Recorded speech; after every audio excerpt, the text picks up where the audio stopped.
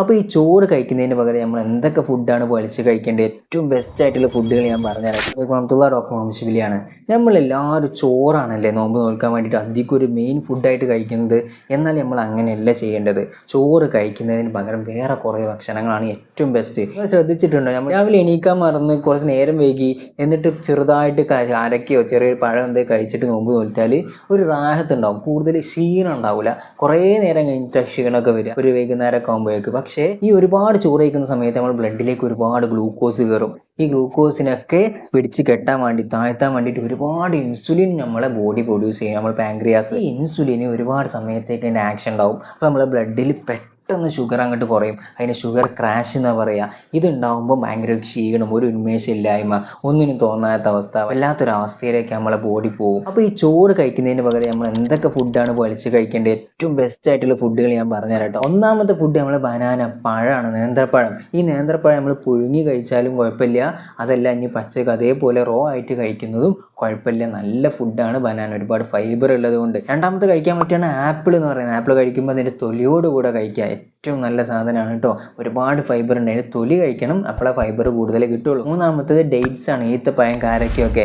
ഇതും നമുക്ക് കഴിക്കാം, ഒരു 2-3 എണ്ണമൊക്കെ കഴിച്ചാൽ തന്നെ ആവശ്യത്തിനാവും എന്നുള്ളതാണ്. പിന്നെ ഇതിൻ്റെ കൂടെ തന്നെ ഒരുപാട് വെള്ളം നമ്മുടെ ശരീരത്തിന് ആവശ്യമുണ്ട്, കാരണം അത്രയും നേരം നമ്മൾ ഇനി വെള്ളം കുടിക്കില്ല. അപ്പോൾ നല്ല വെള്ളമുള്ള ഫുഡും കഴിക്കുക. വാട്ടർമെലൺ, നമ്മൾ തണ്ണിമത്തൻ കഴിക്കണം, കുക്കുംബർ, കക്കരിക്ക നന്നായിട്ട് കഴിക്കുക, നല്ലൊരു ഭക്ഷണമാണ്, ഒരുപാട് വാട്ടർ കണ്ടന്റ് ഉള്ള ഫുഡാണ്. മൂന്നാമത്തെ ഓറഞ്ച്, ഒരു ഓറഞ്ചും കഴിക്കുക. ഇത്രയും കഴിച്ചാൽ തന്നെ ഉഷാറായി നല്ല വെള്ളത്തിൻ്റെ എമൗണ്ടും കിട്ടും. ഇത് പോരാ, നമ്മൾ ഇതിൻ്റെ കൂടെ ഒരു 2-3 ഗ്ലാസ് വെള്ളം കൂട്ടത്തിൽ കുഴിച്ചു കൊടുക്കണം കേട്ടോ. ഇനി നമുക്ക് ഉൾപ്പെടുത്താവുന്ന ഒരു അടിപൊളി 2 ഫുഡാണ് മുട്ടയും നട്ട്സുകളും. നട്ട്സ് എന്ന് പറയുമ്പോൾ ബദാം, വാൾനട്ട്, പിസ്ത, ഇതൊക്കെ നമുക്ക് കഴിക്കാം കേട്ടോ.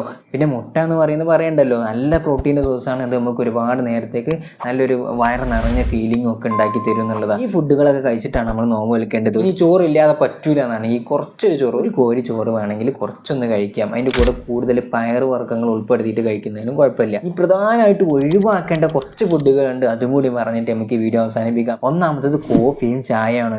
ഇത് കൂടുതൽ കഴിച്ചിട്ടുണ്ടെങ്കിൽ നമ്മുടെ ശരീരത്തിൽ നിന്ന് വെള്ളം ഒരുപാട് പെട്ടെന്ന് പോകും എന്നുള്ളതാണ്. അപ്പം ഡീഹൈഡ്രേഷൻ വരും, വെള്ളം ഇല്ലാത്ത അവസ്ഥ വരും. പിന്നെ കൂടുതൽ ഉപ്പിടാതിരിക്കുക, ഈ പുലർച്ചെ കഴിക്കുന്ന ഫുഡ് കൂടുതൽ എരിവും കൂട്ടാതിരിക്കുക, അതൊന്നും നമ്മൾ വയറിന് നല്ലതല്ല. പിന്നെ കൂടുതൽ മധുരമുള്ള ജിലേബി, ലഡു പോലത്തെ സാധനങ്ങളും കഴിക്കാൻ പാടില്ല. സോഡ എന്തായാലും നേരത്തെ ആരും കഴിക്കാറുണ്ടാവില്ല. ഇനി കഴിക്കുന്നവരുണ്ടെങ്കിൽ അത് കംപ്ലീറ്റ് ആയിട്ട് ഒഴിവാക്കുക. ഇത്രയും ഭക്ഷണങ്ങൾ നമ്മൾ ഒഴിവാക്കേണ്ടത്. ഇപ്പോൾ കംപ്ലീറ്റ് ആയില്ലേ, കഴിക്കേണ്ടത് എന്താ പറഞ്ഞു, കഴിക്കാൻ പാടില്ലാത്തതും പറഞ്ഞു. അപ്പോൾ എല്ലാവർക്കും വേണ്ടി ഇത് ഷെയർ ചെയ്ത് കൊടുക്കുക, എല്ലാവർക്കും ഉപകാരപ്പെടട്ടെ കേട്ടോ. എല്ലാവർക്കും ഈ റമദാൻ നോമ്പ് ഫുള്ള് നല്ല ആരോഗ്യത്തോടു കൂടെ നോക്കാൻ പറ്റട്ടെ എന്ന് പ്രാർത്ഥിച്ചുകൊണ്ട് വീഡിയോ അവസാനിപ്പിക്കുകയാണ്. അസ്സലാമു അലൈക്കും.